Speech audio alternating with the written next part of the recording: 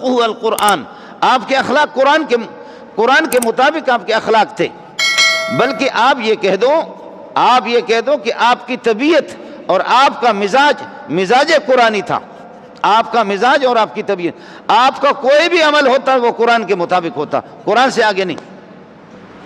حضرت عمر کے ایک وہ تھے خادم تھے، حر بن قیس، بخاری کی روایت آپ کو بتا رہا ہوں۔ حر بن قیس کو قرب حاصل تھا، حضرت عمر اپنے شورا میں حافظ حضرات کو بٹھاتے تھے، قراء کو بٹھاتے تھے، حافظ۔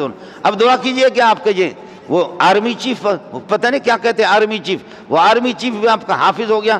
خدا کرے، اللہ کرے کہ وہ قرآن کو بدنام نہ کرے، اللہ کرے کہ حافظ صاحب جو ہے نا قرآن کو بدنام نہ کرے۔ خدا پاک اس کو، جو قرآن اس کے سینے میں ہے، کہتے مدینے میں قرآن حفظ کیا ہے، اللہ کرے کہ یہ قرآن ان کا رخ موڑ دے، اللہ کرے کہ یہ قرآن رخ موڑ دے، جیسے ابو بکر، عمر، عثمان، علی، 1.25 لاکھ صحابہ کا رخ قرآن نے موڑا، سب کو سبحان اللہ۔